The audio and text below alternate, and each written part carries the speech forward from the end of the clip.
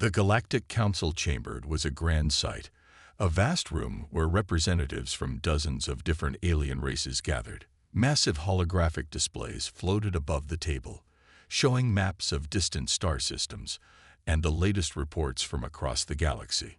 The air hummed with the energy of important decisions being made, the fate of entire civilizations hanging in the balance.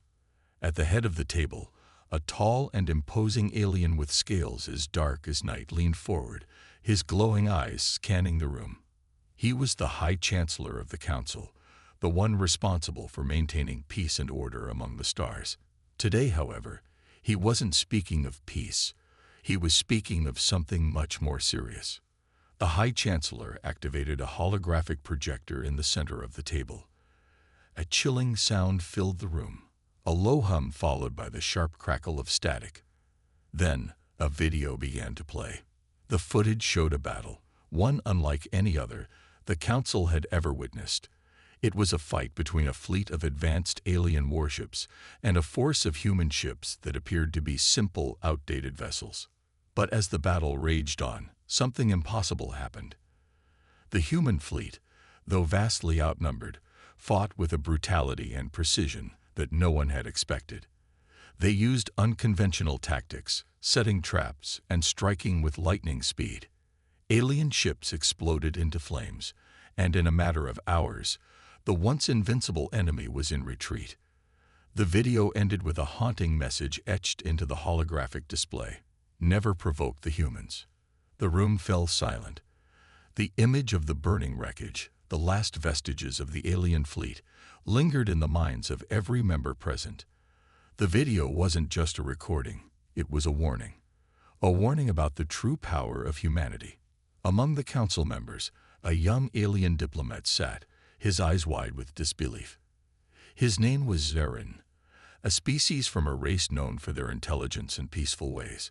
He had only recently joined the council, eager to represent his people and build alliances with other races. But the message he had just seen was beyond his understanding. After the video ended, Zarin leaned forward in his chair, his voice filled with skepticism. "But why? Why would we fear humans?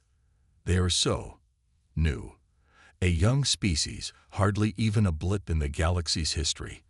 They have no advanced technology, no vast fleets, no superpowers. Why would anyone be afraid of them?" A murmur of disbelief rippled through the room. Zarin's words were bold, and many of the older council members looked at him as though he had just made a grave mistake. Some of the most powerful races in the galaxy had fallen to humans, and here was a young diplomat questioning their power. The High Chancellor, his face stern, looked at Zarin for a long moment before responding. "You speak as though you've never heard the stories, young diplomat. You have not witnessed their wrath.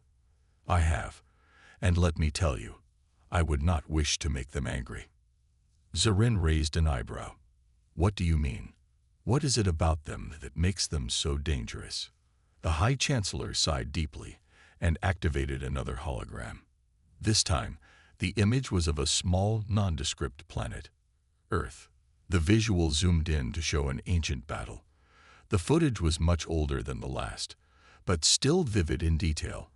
The High Chancellor's voice dropped to a grave tone as he spoke. "This is the story of the First War.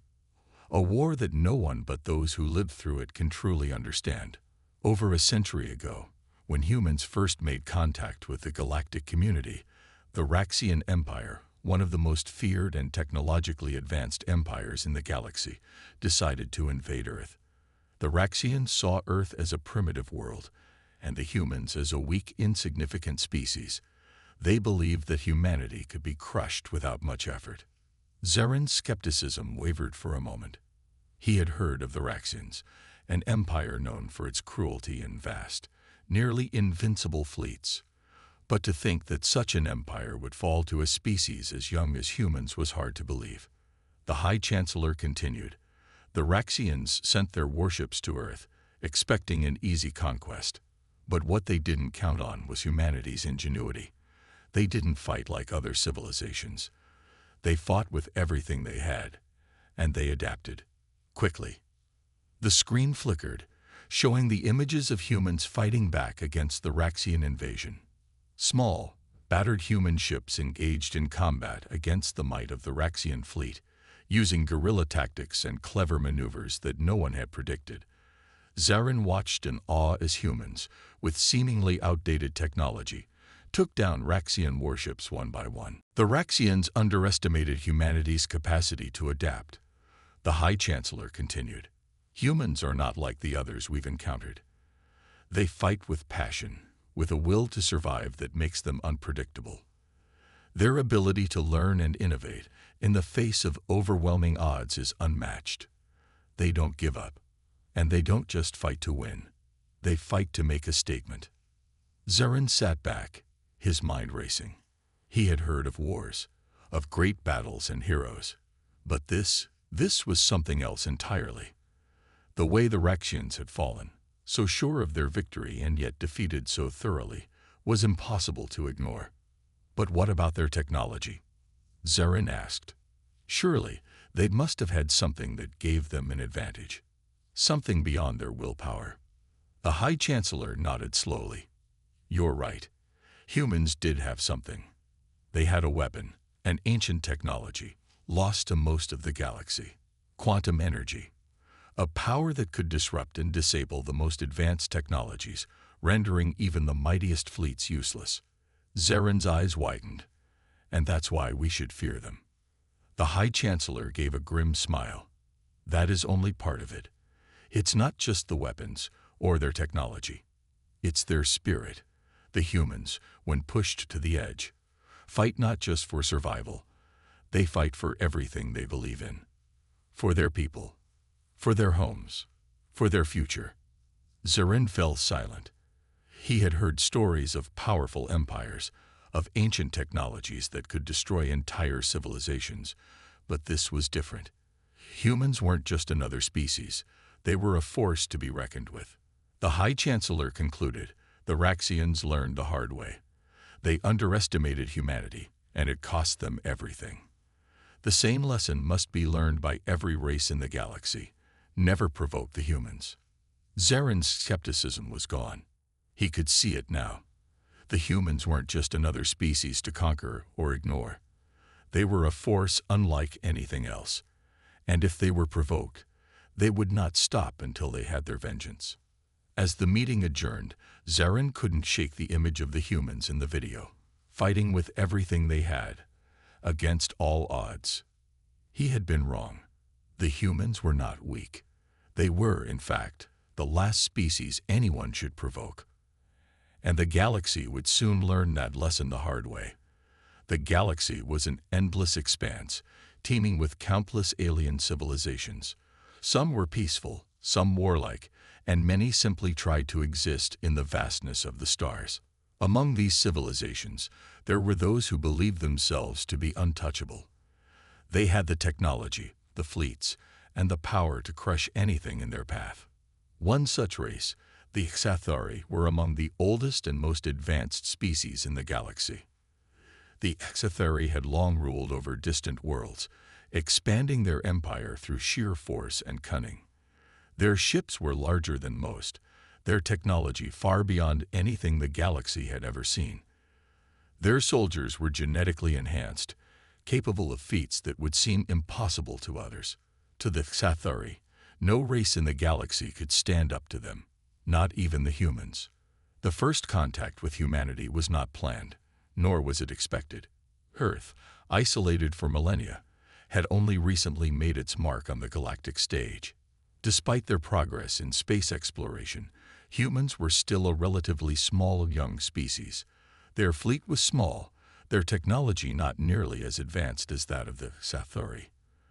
But what the Xathari did not know, what they could not know, was that humanity's spirit was something that could not be measured in raw technology or firepower. It began with the appearance of a Xathari scout ship above Earth's atmosphere. The ship was massive, a gleaming black vessel that seemed to swallow the sky itself. Its arrival sent waves of shock and awe across the planet. No one knew who they were or what they wanted, but the world's leaders quickly gathered to respond. As the scout ship hovered over Earth, a communication channel opened. A deep, guttural voice echoed across the airwaves, its tone filled with arrogance. "We are the Xatheri," the voice announced. "We have come to claim this world and its resources. You will submit to our rule or face annihilation." Humans, despite their advanced technology, were not prepared for such an encounter. The United Nations quickly scrambled their forces, but the world's military power was no match for the might of the Xatheri. The scout ship was only a small part of their massive fleet, and they had the power to wipe out humanity in an instant if they chose to do so. The Xatheri leaders watched as humans tried and failed to mount any defense. Their ships, while equipped with advanced weapons, were no match for the overwhelming firepower of the Xatheri. It was clear to them that humanity was no threat. They would be easy to conquer, and their resources would be plundered with little effort. But something happened that no one, not even the Xatheri, expected. As the invaders prepared to launch their attack, a lone human ship, a mere speck in the grand scheme of things, launched from Earth's surface. It was an old ship, an antique by galactic standards, with outdated weapons and shielding. The Xatheri watched with amusement as the tiny vessel closed the gap between them and the massive fleet. "This will be easy," one of the Xatheri commanders muttered as he observed the human ship's progress. But what the Xatheri didn't realize was that this seemingly insignificant ship held something far more dangerous than advanced weaponry. It held humanity's resolve. The human pilot, a seasoned war veteran named Captain Daniel Hawk, had seen more than his fair share of combat. His ship, though old, was equipped with a powerful quantum drive system, an ancient piece of technology that had been discarded long ago by the galactic community. The drive allowed the ship to make sudden, unpredictable jumps through space, making it nearly impossible for enemy ships to track. Captain Hawk wasn't going to let his planet fall without a fight. As he approached the Xatheri fleet, he activated the quantum drive and made a sudden jump, disappearing from their sensors. The Xatheri were caught off guard. They scrambled to locate the human ship, but it was already moving again, striking where they least expected it. The Xatheri fleet's superior weapons were useless against the human ship's unpredictable movements. Captain Hawk used every trick in the book, launching attacks at strategic points, damaging the Xatheri vessels in ways no one thought possible. His ship wasn't powerful, it wasn't even fast by galactic standards, but it was clever. And humanity, as a species, was cleverer still. The battle raged for hours, with the Xatheri unable to catch the human ship. They fired everything they had, but the humans were constantly one step ahead. The Xatheri were used to victories coming easily, but now, for the first time, they found themselves struggling against an opponent they couldn't predict. Each time they thought they had the human ship in their sights, it vanished, only to reappear somewhere else and strike again. The Xatheri commanders were furious. How could this insignificant species be so difficult to defeat? They had superior technology, a massive fleet, and the resources to crush any opposition. Yet, here they were being outmaneuvered by a single human ship. It was as if they were dealing with an entirely different kind of enemy, one that couldn't be beaten by sheer firepower. As the battle continued, the humans on Earth watched in shock and awe. Their military forces had been ineffective, but this one lone pilot was holding off an entire alien fleet. It was a symbol of everything humanity had ever stood for: resilience, ingenuity, and the refusal to give up. And then something incredible happened. The Xatheri commanders realized that they had underestimated humanity in ways they could not undo. Captain Hawk had done the impossible. He had rallied humanity to fight. Across the planet, human forces began to mobilize. People who had never considered themselves warriors joined the fight, driven by the courage and determination of one man's stand. The Xatheri, in their arrogance, had believed that they could crush humanity with ease. But what they failed to account for was the power of unity. As more ships joined the fight, as more humans took up arms, the Xatheri found themselves overwhelmed. Their ships, despite being technologically superior, were not built to withstand the guerrilla tactics of a species that had no intention of surrendering. The HFY fleet, once so confident in its dominance, began to falter. Human ships, now coordinated and organized, struck from every direction, forcing the invaders to retreat. Captain Hawk, the one man who had ignited the resistance, became a symbol of humanity's strength and defiance. In the end, the HFY retreated, their once feared fleet scattered and broken. The invasion that had seemed so certain was over, and humanity had won, not because they were stronger or more technologically advanced, but because they had something the HFY could not comprehend, an unbreakable will. As the dust settled and the humans celebrated their victory, they looked up at the sky, knowing that they had faced the greatest threat to their existence and emerged victorious. But the HFY were not the last to underestimate humanity. Soon, other races across the galaxy would learn the hard way that humans, though small in number and seemingly insignificant, were a force that should never be provoked. The lesson was clear: never underestimate the humans. And that the galaxy would soon learn was a mistake they would never make again. The HFY's invasion of Earth was swift and brutal. They had come to conquer, to take what they wanted, and they believed that humanity, with its inferior technology and disorganized defense, would be an easy target. In the beginning, they proved their point. Within days, HFY forces overwhelmed Earth's military, capturing key cities and strategically important territories. Their weapons were far more advanced, their numbers were overwhelming, and their tactics seemed flawless. It was a total domination, one that had seemed inevitable from the moment they arrived. Earth's leaders were in a state of panic. The once proud nations had been reduced to mere pockets of resistance, fighting an uphill battle against an enemy they couldn't even comprehend. The HFY seized Earth's capital cities, struck deep into the heart of civilization, and put entire continents under their control. From the skies, the HFY bombarded cities with orbital strikes, obliterating anything in their path. Ground forces moved with ruthless efficiency, sweeping across the land, quelling any form of resistance. Humanity seemed utterly defeated. But what the HFY did not understand was that humans, though outgunned and outnumbered, were not the kind to simply roll over and accept their fate. Earth's greatest strength had always been its adaptability. Humanity had never won by sheer power, but through resilience, creativity, and sheer will to survive. And in their darkest hour, humanity would show the invaders just how dangerous that could be. As the HFY marched through Earth, the survivors retreated into the shadows, hiding in cities that had been abandoned or reduced to rubble. The leaders of humanity gathered in secret, formulating a plan. They had no chance of matching the HFY in direct combat, but they had something else, the element of surprise. They knew their world, its people, and its resources far better than any invader ever could. And that was something the HFY would soon learn to regret. The guerrilla tactics began almost immediately. Small bands of human soldiers, led by military commanders and civilians alike, launched hit-and-run attacks against HFY supply lines and weaker outposts. These were not conventional soldiers. Many were just ordinary people who had been forced to become warriors. Farmers, engineers, scientists, and teachers, all of them now fighting for their survival. They didn't have the firepower to match the HFY head-on, but they had ingenuity and the knowledge of their own terrain. One of the first major attacks took place in a small mountainous region where the HFY had set up a communications relay.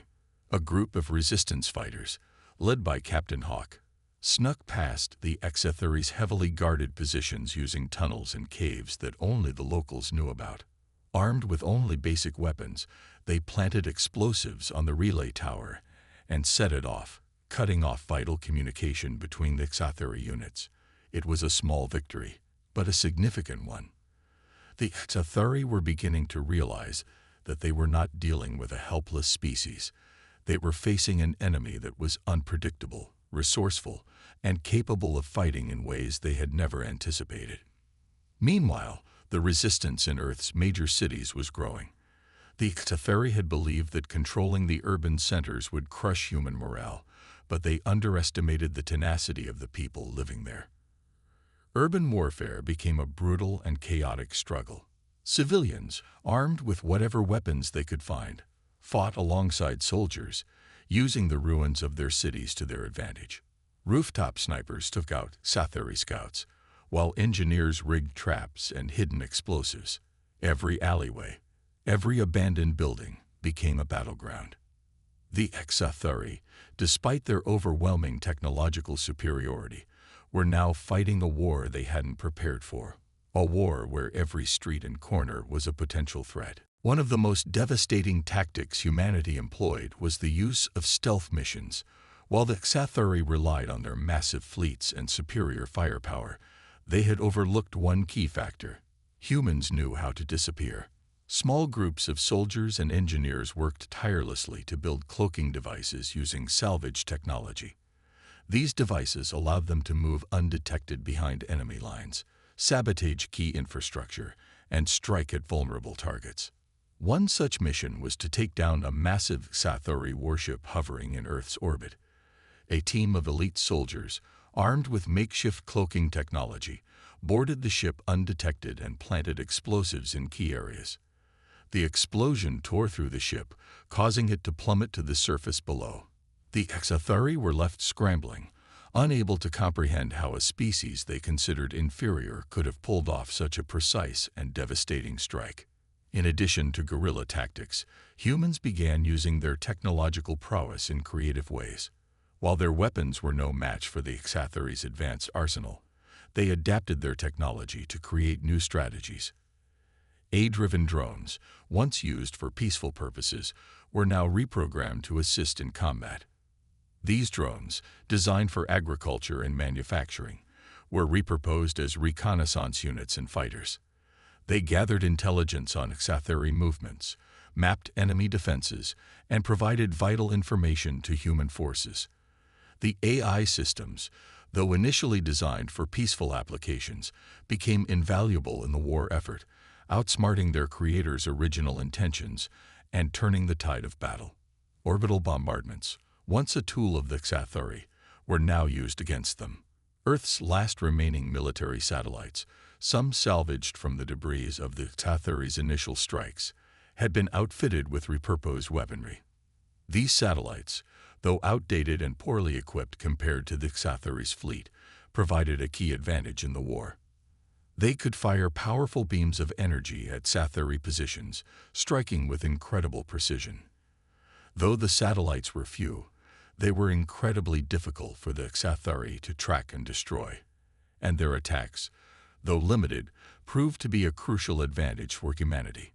The war began to take a toll on the Xathari forces. Their technological superiority was being outmatched by human ingenuity at every turn. The more they fought, the more they realized that their greatest weapon, their massive fleets and advanced weapons, was not enough to crush the spirit of a species that refused to be defeated. They had underestimated humanity's ability to adapt, to think outside the box, and to fight back with everything they had. And yet the fight was far from over. The Xathari had underestimated humanity once, but they were far from defeated. Earth's cities were still under siege, and humanity's forces were scattered. But they had something the Xathari did not: an unbreakable will to survive, and a willingness to do whatever it took to protect their home. The tide of the war had shifted, and humanity had shown that, while they might not be the strongest, they were certainly the most dangerous species to provoke. The battle was far from won, but humanity was proving to the Xathari, and to the entire galaxy, that they would never back down. And that, perhaps, was the greatest weapon they had. The war between humanity and the Xathari had raged for months, and both sides had taken heavy losses. The Xathari, despite their superior technology and overwhelming numbers, were beginning to show signs of strain. Their invasion of Earth, initially a swift and flawless operation, had turned into a prolonged and bitter conflict. Humans, fighting from the shadows and adapting quickly to the challenges they faced, had proven to be a far more formidable enemy than the Xatheri had anticipated. The Xatheri's fleets, once a symbol of invincibility, had suffered significant losses. Many of their warships had been destroyed by human sabotage, and their ground forces were constantly being ambushed by guerrilla fighters. What the Xatheri had failed to realize was that humanity's true strength lay not in their weapons, but in their spirit. The drive to survive, to protect their home and families, was something that Xatheri could never fully comprehend. And it was that spirit that began to turn the tide of the war in humanity's favor. But humanity was not content to merely fight back. They had one last card to play, a weapon that could shift the balance of power permanently. For months, a group of Earth's brightest minds had been working in secret, hidden deep within underground laboratories, creating a countermeasure that could cripple the Xatheri's technological advantage. They had studied the alien technology extensively, reverse engineering anything they could get their hands on. It wasn't easy. Many lives had been lost in the effort, and countless resources had been poured into the project. But the result was nothing short of extraordinary. The weapon, a device powered by quantum energy, was capable of disrupting the Xatheri's advanced technology at a molecular level. The core of the device was a breakthrough in energy manipulation, drawing power from quantum fluctuations to create a field that interfered with the systems that powered the Xatheri's ships, weapons, and AI systems. It was a devastating force, one that could disable entire fleets and render their advanced technology useless in the blink of an eye. The day came when the weapon was ready. The operation, codenamed Genesis, was set into motion. Human forces gathered, preparing to launch the counterattack that would mark the beginning of the end for the Xatheri. The first target, the Xatheri's fleet, still hovering in space above Earth, ready to strike at any moment. It was a bold move, but humanity had no choice. If they didn't act now, their world would be lost forever. As the weapon was deployed, the quantum field surged through the atmosphere, radiating outward in all directions. In space, the effect was instantaneous. The Xatheri fleets, once so mighty and indomitable, were suddenly crippled. Their engines sputtered, their weapon systems failed, and their communication networks went dark. The ships that had once filled the skies with terror now drifted aimlessly, their systems in chaos. The Xatheri were completely blindsided. They had no idea what had just happened or how their technology had been so thoroughly disabled. On Earth, the impact was felt immediately. The skies, once filled with the ominous hum of alien warships, were now eerily silent. The invasion forces that had been scattered across the planet, confident in their superiority, were now stranded. Their commanders, unable to communicate with their fleets or call for reinforcements, were left to face humanity on their own. And what they faced was not the fractured, disorganized human resistance they had expected, but an entire planet united in its fight for survival. The humans, emboldened by their newfound hope, launched a full-scale offensive against the Xatheri ground forces. With their technological advantage neutralized, the Xatheri soldiers were forced to rely on their physical abilities and training. But against humanity's ingenuity, it wasn't enough. Human soldiers, once scattered and disorganized, now moved as one, their tactics honed and perfected in months of fighting. The streets of every major city became battlefields, and the once proud Xatheri forces were pushed back at every turn. The Xatheri, stunned by the sudden shift in the war's dynamics, scrambled to regroup. But it was too late. Their supply lines had been cut off, their command centers destroyed, and their soldiers were trapped in a hostile environment, with no way to retreat. They had underestimated humanity, believing that their advanced technology would guarantee victory.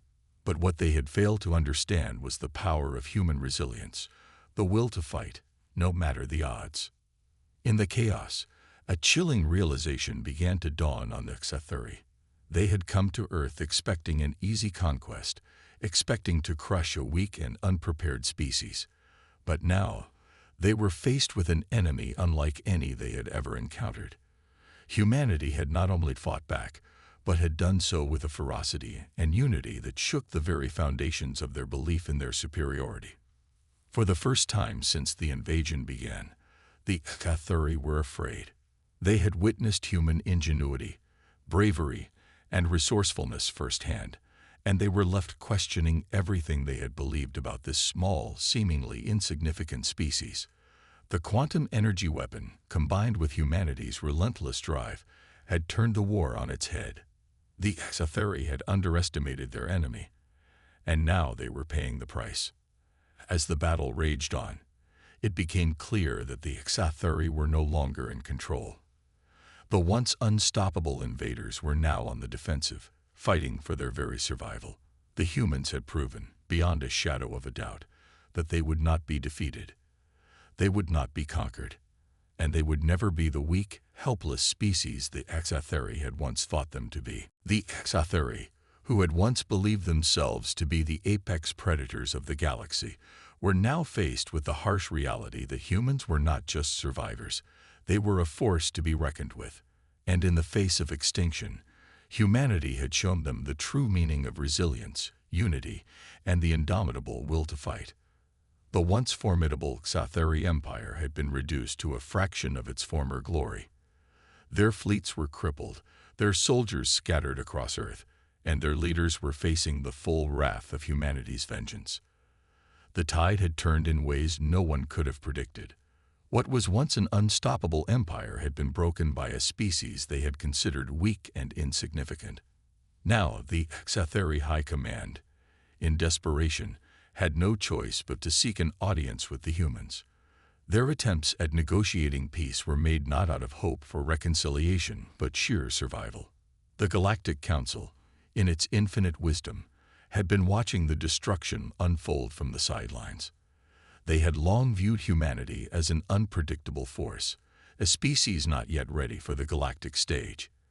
But what they witnessed in the aftermath of humanity's counterattack was unlike anything they had ever seen before. The Council, comprised of the most advanced civilizations across the galaxy, was horrified by the scale of destruction humanity had unleashed on the HFY. They had underestimated the humans, just as the HFY had, and now, they too faced the consequences of their miscalculations. Humanity's demand for unconditional surrender left the HFY High Command with no room for negotiation. The Earth's leaders, united under one common cause, refused to accept anything less than total submission. The HFY had ravaged their world, slaughtered countless innocents, and torn their societies apart. No half-hearted agreement would be enough. The message was clear. The HFY would either submit completely or face complete annihilation. The HFY High Command was left reeling. They had never encountered an enemy like this before. An enemy that had not only survived their initial onslaught, but had turned the tables so dramatically. The aliens were no longer in a position to dictate terms. They had to decide whether to bow to the demands of humanity or risk losing everything they had fought for. The decision was agonizing. The High Command, once arrogant and proud, now faced the ultimate humiliation. The Galactic Council, which had watched from a distance, was finally forced to intervene. This was not a situation they had anticipated. They had hoped that the HFY would crush humanity swiftly, restoring the balance of power in the galaxy. But the humans had shattered those expectations in a way that no one could have foreseen. The Council, while concerned about the rise of this new power, was powerless to stop humanity. The destruction humanity had caused was so overwhelming, so complete, that the Council's attempts to broker peace or impose a ceasefire were futile. The HFY Empire, once a vast and powerful force, now found itself crumbling from within. The aliens had never been accustomed to failure, let alone a humiliating defeat at the hands of what they had considered an inferior species. Their economy was in ruins, their military shattered, and their political structure was on the brink of collapse. Every attempt to regroup or rally their forces was met with failure. Humanity had proven too resourceful, too determined, and too relentless. The fall of the HFY Empire was swift. As their fleets were disabled and their ground forces defeated, the alien civilization's hold on its colonies began to weaken. The once proud empire had no choice but to surrender. Their demands for peace, however, were rejected by the humans.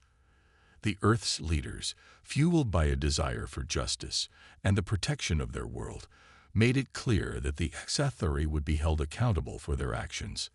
With the fall of the Xathuri came a new era for humanity.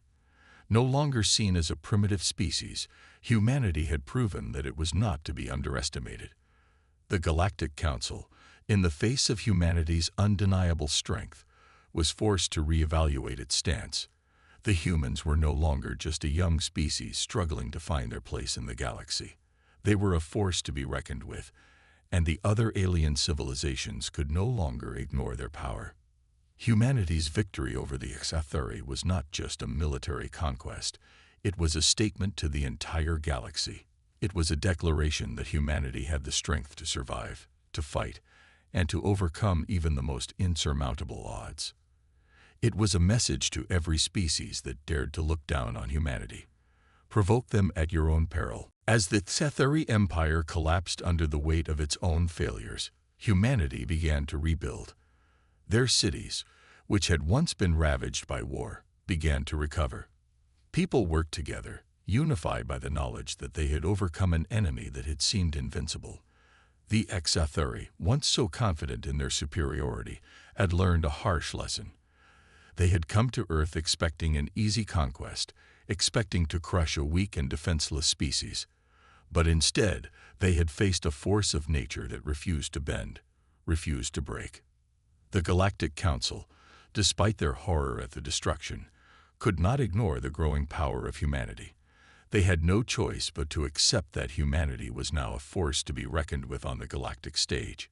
Earth, once a backwater planet in the farthest reaches of the galaxy, was now a player in the larger cosmic game. The other alien civilizations, seeing the rise of this new power, began to take note. The galaxy would never be the same. Humanity's victory was not just about survival, it was about asserting their place in the galaxy. The humans had shown the galaxy that they would not be cowed, that they would not allow anyone to push them around. They had proven that no matter how technologically advanced or powerful an enemy might be, humanity's spirit would always prevail. As the Xathuri Empire fell, a new chapter in the history of humanity began. The lessons of the past, the lessons of survival, unity, and resilience, were now etched into the hearts of every human. And as they looked to the stars, they knew that they had earned their place among the stars. No longer would they be the weak, insignificant species that others thought they could conquer. Now, humanity had a reputation that would echo across the galaxy. And the lesson was clear to all. Never, ever provoke humans. Because when humanity is pushed to the edge, when they are forced to fight for their survival, they will rise. And no one, not even the most advanced alien empire, will be able to stop them. As the meeting room of the Galactic Council remained silent, the senior council member slowly ended his tale. The story of the Xathuri's destruction and humanity's unexpected rise to power had clearly left a mark on everyone present. The young diplomat, once skeptical and dismissive of the humans' capabilities, now sat in stunned silence, processing everything he had just heard. The council chamber, filled with representatives from hundreds of advanced civilizations, felt a palpable shift in energy. What had started as a simple briefing about an ancient conflict had turned into a lesson no one would soon forget. The senior council member, his age and wisdom evident in every word, fixed his gaze on the young diplomat. "You see," he began, his voice low and steady, "humanity's true strength is not found in their technology or weaponry. It lies in something far more powerful, something that no other species, no matter how advanced, can replicate. Their spirit." The room fell even quieter as the weight of his words sank in. The council members, who had watched civilizations come and go over the millennia, understood what he meant. Technology could be replicated, weapons could be matched, but the indomitable will of a species, that was something rare. Humanity had proven that in the face of seemingly impossible odds, they would never give up. They would fight until their last breath, with a resilience that no alien empire could have anticipated. The young diplomat, who had once viewed humanity as just another primitive race struggling to survive, now found himself reflecting on everything he had learned. He thought of the Xathuri, who had believed their technological superiority made them invincible. He thought of the humans, a species with limited resources, yet somehow capable of outsmarting, outlasting, and ultimately overpowering a technologically advanced empire. The diplomat's mind raced as he realized that what made humans truly dangerous was not their weaponry. It was their unwavering determination, their refusal to back down, and their ability to adapt and evolve in the face of adversity. He looked around the room at the other council members, each of them now fully aware of the lesson humanity had imparted. Some of them, the more arrogant and condescending members, looked uneasy. They had long underestimated humanity, viewing them as little more than a curiosity or an inconvenience. But now, the reality was clear. Humanity was not to be trifled with. They had proven that even against the most overwhelming odds, they could rise and overcome. The diplomat swallowed hard as he realized how foolish he had been to dismiss the humans. The senior council member continued, his voice steady but filled with gravity. We've seen this time and time again with lesser species, but humanity, they are different. They are a species that, when pushed to the edge, will rise up and become something more. They will fight for their survival, and they will fight for each other. This is what sets them apart. And this is why we must never forget the lesson of the Xathuri. The young diplomat, his skepticism now completely shattered, sat back in his seat. He had been so sure that the humans were nothing more than an insignificant race, destined to be crushed under the weight of the galaxy's more powerful civilizations. But now, after hearing the full account of their strength, resilience, and unity, he could no longer hold on to that belief. He could see it clearly now. The humans were not weak. In fact, they were far stronger than most species gave them credit for. The room remained silent as the senior council member's words echoed in everyone's minds. The diplomat, deep in thought, slowly stood up, his voice quiet but firm. "I vow," he said, his tone resolute, "I will never underestimate the humans again. I will carry this lesson with me and ensure that others in the council understand what we have learned today. Humanity is a force unlike any other." The senior council member nodded in approval. "Good. It is a lesson we must all take to heart. For the safety of the galaxy, and for our own survival, we must always respect humanity's strength and spirit." As the meeting came to a close, the diplomat, still shaken by the magnitude of what he had learned, made his way to the exit. He passed by the other council members, many of whom now shared the same newfound respect for humanity. Some exchanged looks of disbelief, while others whispered among themselves, clearly processing the implications of the tale they had just heard. The diplomat stepped outside into the cool, sterile corridors of the Galactic Council's headquarters. He had been sent to learn about humanity, to understand their place in the galaxy, but he had learned far more than he had anticipated. He had come to realize that the humans, despite their seemingly primitive beginnings, were a force to be reckoned with, perhaps more than any species in the galaxy could fully comprehend. As he walked, his thoughts turned to the future. The Xathuri were not the only empire to have underestimated humanity, and he knew that there would be others who would make the same mistake. But now, humanity's message was clear. They were not a race to be conquered. They were not a race to be ignored, and anyone who thought otherwise would pay the price. The diplomat's steps slowed as he approached the communications room. He knew what he had to do next. He had to speak to the humanities ambassador, the one who had sent the message that had resonated so deeply in the council's chambers. The message that had captured the essence of humanity's strength. We are peaceful, until you give us a reason not to be. It was a simple message, but it spoke volumes. The diplomat entered the room, where a holographic image of humanity's ambassador stood waiting. The ambassador's expression was calm, but there was a quiet intensity in his eyes. "You have learned the lesson?" the ambassador asked, his voice measured and calm. The diplomat nodded, still processing everything. "Yes, I have. Humanity is not to be underestimated." The ambassador's expression softened slightly. "Good, because the galaxy needs to understand that. We are peaceful, until you give us a reason not to be. And if you do, you will learn that humanity does not back down. We do not break, and we do not forget." With that, the holographic image flickered and vanished, leaving the diplomat alone in the room. He stood there for a moment, the weight of the message settling in. The ambassador's words were not just a warning to the Galactic Council, they were a statement to the entire galaxy. Humanity's message was clear. They were a peaceful species by nature, but they would fight to the death when provoked. And anyone who forgot that lesson would learn it the hard way. As the diplomat left the room, he couldn't shake the feeling that humanity had just begun to reveal its true power. The galaxy would never be the same again.